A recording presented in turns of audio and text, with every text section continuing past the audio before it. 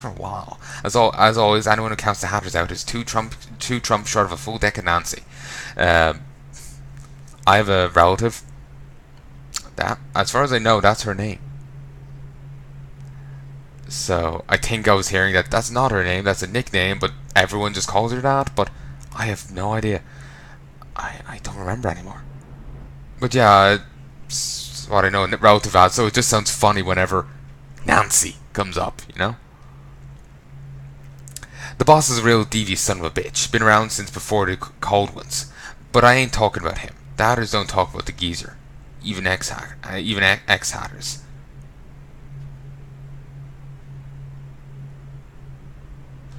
Uh, been around since before the cold ones. But I ain't talking about him. Hatters don't talk about the geezer. Even ex-Hatters.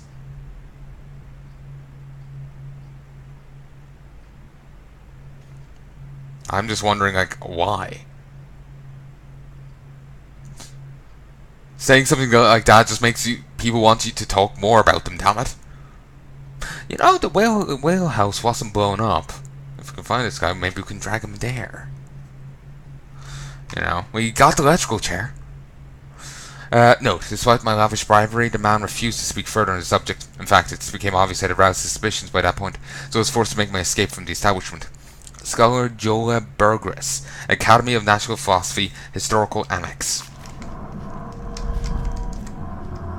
Granny's recipe.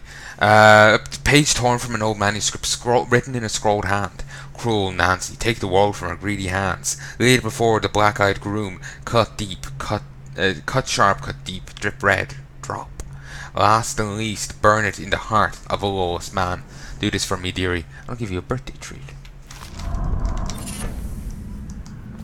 From 78, Draw the World.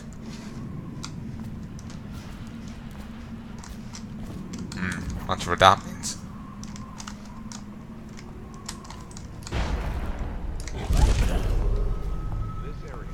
Choke.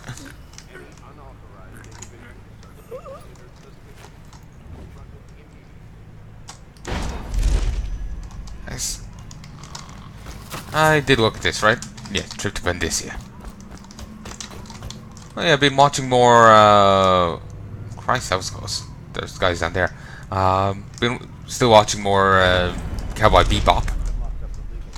Ooh, let's listen. The Hatters have been trying to get in lately.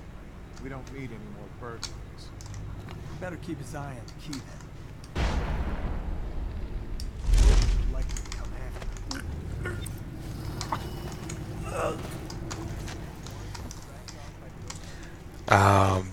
Yeah, I've been watching more Cowboy Bebop. Quite enjoying it so far. It's it's a good show. I'm more of a fancy person myself than sci-fi, but I like it still. It's really all over the place, though. Like for example, Trigun. At least in the early episode, or most of the early episodes, there's comedy and some maybe dark stuff in them. When I say early episodes, I mean like all but like the last few. Like in the earlier, before then, it's like there's comedy and grim. Like in one time, you wander into a town, you've seen all this happen, but they wander into a barroom full of corpses. Then after chasing around, like there's a comedy scene where the guy ends up hurting his thumb. It makes more sense in context. He leaves the other two characters behind and climbs to the top of a place. Finds a pile of corpses, an absolute mountain of them. You also saw how that got made early on in the episode. And then, as he's there, he gets attacked by a person who says, like, talks about him being insults and talking about being naive and how they could have killed him 3 times. Buttons popping off to emphasize that point. And then he counters with some other stuff and tells her that during this conversation he could have groped her 5 times, and the buttons pop off to emphasize that, flashing her bra and cleavage. Like it goes from dark to light, and it does like that. While that's like Cowboy Bebop's a very different style of it, obviously, but it's how do I phrase it?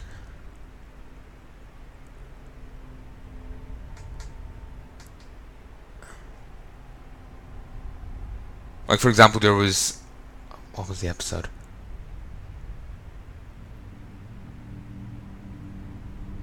Which episode should I pick? Okay, there's one episode where Spike's past comes up early on. It's like episode 5 or 6, where Spike's past comes back to haunt him. There's a few jokes in that, but it's mostly a dark... Well, what do you call it, dark? Not sure. Maybe there's one later on where you get to learn about how Jet lost his arm. That's a darker episode. With only a bit of humour from Ed, this weird hacker kid they ended up bringing on. They didn't really have a choice. Faye said they could join, then won't try to welch on it, so the kid hacked the ship and piloted it back. And, right after the episode where you found out about Jet's arm, he's lost his left arm, or his mechanical arm, and you find out why. Jet referenced it once early on, and that's all you'd known about it till the later on episode. And the next episode is like they're after running out of rations, and they're down to the last bit of food. Even their reserve rations is gone. And there's a bit of there's a joke there about someone getting eating year out of date rations. And then Ed and the dog are sent out to get food. Come back with hallucinogenic mushrooms, and it just has the tree. The dog starts hopping around. The Ed doesn't eat them, and the other tree crew start doing weird things like Faye starts swimming in the air, thinking she's been the toes after overflowing. Like that she's tiny and the towel's huge, and after overflowing and she's swimming through the water. The other guy is talking to the bonsai plants. Well, Spike, Jet is talking to bonsai plants. Jet is constantly walking upstairs. He's stepping on the same spot, but thinks he's walking up this gigantic staircase. Later on, he's found on top of the ship for some reason. Jet's after putting lipstick over his lips, and Faye is covered in toilet paper for some reason. It's like one episode's really dark, the next episode's very different. I'm not complaining. I'm just simply saying it was unexpected, basically. Just not used to shows doing that kind of mood whiplash, if you get me. It's probably more noticeable if you're watching it on Netflix, because you get to see, rather than waiting a week, you get to see it directly after you've seen the last one. So, again, it's not a complaint, and I'm sorry for going into so much detail. I just wanted to make the point. But yeah, basically, it's good. It's a good show. I'm enjoying it, and the episodes are quite varied. So yeah, how the fuck did this guy get up here? Maybe he came in across from over there. Yes, of course.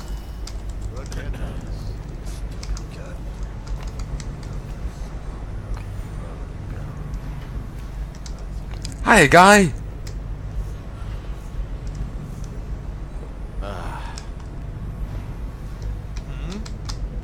Yeah.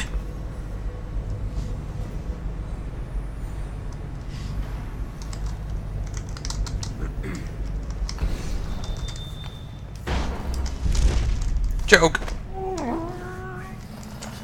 Lift.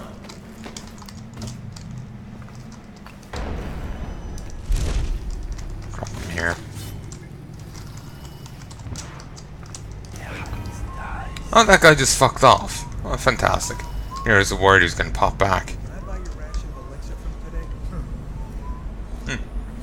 Hatter Gang hat. I actually yoinked a hat. A cat could belong to the Hatter Gang. From the looks of one of them, looks like one of them got into the captain's room and took his key to the legal district. Oh, I already have that, and we already know that. Ooh, thank you for leaving it unlocked, you dummy dum-dum-dums. Me breaking out the foul language. Lizzie Stride and the Dead Eels. Part of me kind of feels it's weird we didn't hear anything about these in all of Corvo's thing, considering, how much of the place we went over. Certainly we didn't go into the legal district, I don't think, at all. But, part of me thinks it's kind of, or just thought up for the DLC. Because we never heard hide nor hair of them. We did hear of the Hatters and never ran into them. We only ran into them here. But we never heard of these. Nor did we hear of the pirates along the river. I think there's... Actually, no, that's these guys. I thought there was another group. But yeah, it just seems weird. Then again, I suppose not everyone wants to do it. Make things the way I do. I'm, as I've said in other things, I'm trying to write my own story. I'm working on it bit by bit, detail by detail. I'm trying to plan out the whole thing before I even do the world building before I start writing it, because then it'll just be like connecting the dots. But probably not the best way of doing it, really.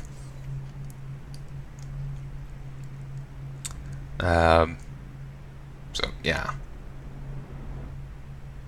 it just like I want to do it this way because then I can avoid plot holes. At least I try to, because then I'll actually have a solid basis of how the world is, how it works, and I can fit the characters into that rather than trying to build both at the same time. Because as it stands, as I'm trying to flesh the world out, I'm having to go back and altering the old stuff. If it was, so I'm kind of having to. I'm ending up doing less work this way. At least it seems. It would help if I was actually writing it down rather than just thinking it. But yeah, little bit. Lizzie Stride and the Dead Eels. Excerpt from a City Watch River Patrol report. William Cotter, captain of the merchant vessel with the Windover, reports that on the 23rd day of the month of Nets, his vessel was waylaid by the Dead Eels, a gang of notorious criminals known for acts of river piracy, wanton destruction, and smuggling. Prior to the blockade, the Windover was bound for Dunwall, bearing medical supplies, food, and material goods from the city of Driscoll in northeast Bristol. The captain claims that at midnight he heard the aft bow sound the alarm. As the weather was foggy, the captain's first thought was that of an immediate collision.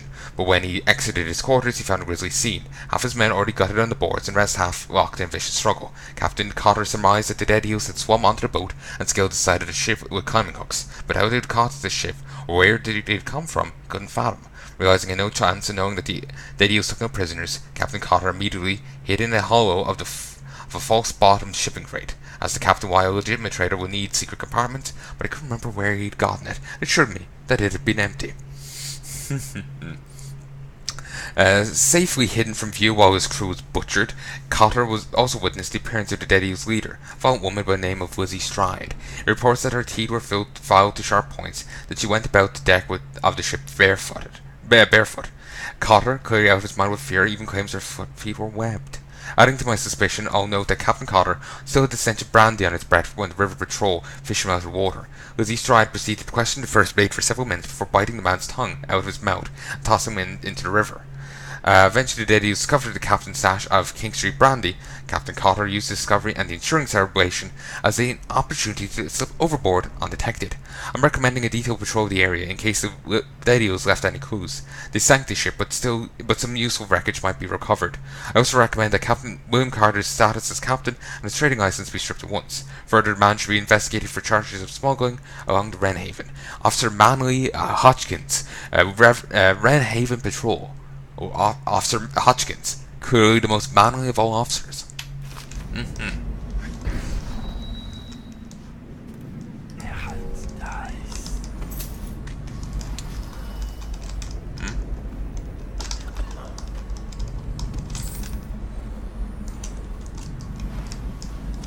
make a pass over here.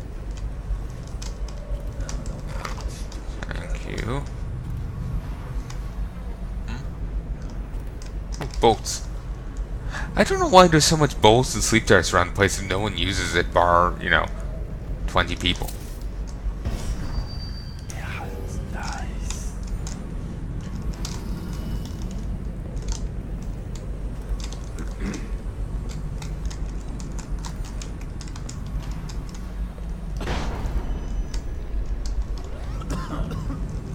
Okay.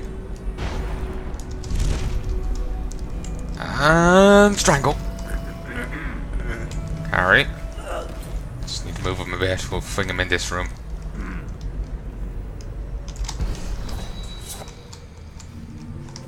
That is a nice carpet. Okay. Christ, you're coming up here too. I kind of miss Corvo's one, because this one requires you to keep moving. Otherwise it pauses.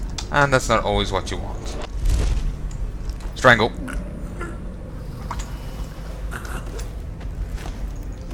Beautiful.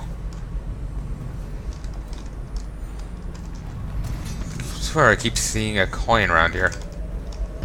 I also feel like I kind of have to keep going with this, because if I don't, then someone may find them. Like I have to go clear out the rest of the guards, then move on. Folded Galvani resin, so boot stealth. Wonder if I ever fully upgraded that.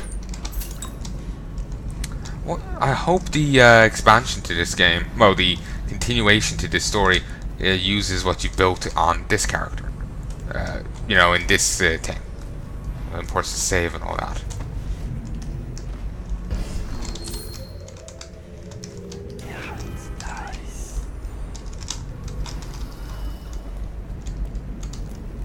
Strangle.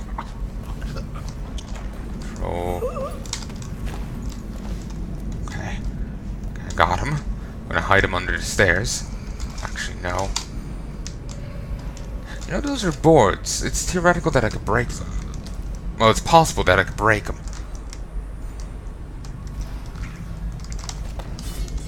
No. And my god, your face is fucked. Okay. For a moment I was scared that was off the guy I just dragged up. Because I don't want him dead, I just want him strangulized.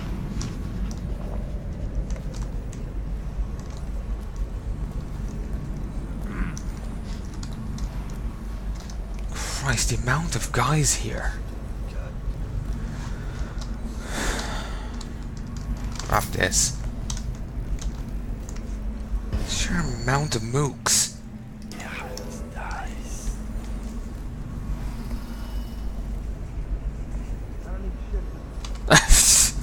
They really don't like that question, do they?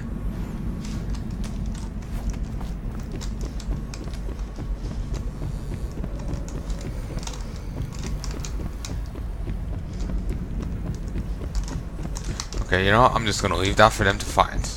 If you find it, Sylvie. Ooh. Dead counter responsibilities.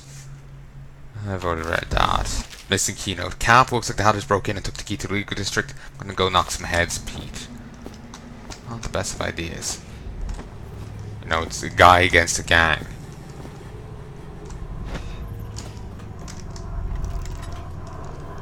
Thank you. Bone charm. Reinforced bolts. Bolts sucking enemies break less often. It's irrelevant to sleep darts.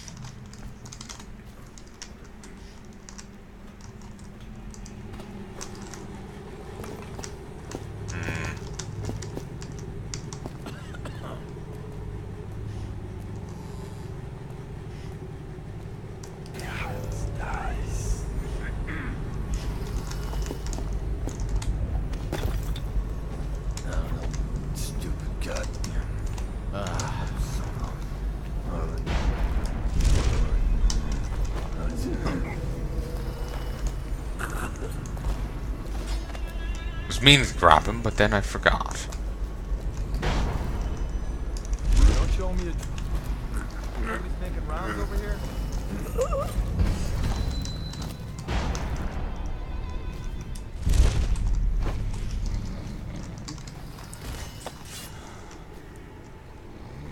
Going well so far. I was worried when the motor copped on, the guy stopped talking. But no.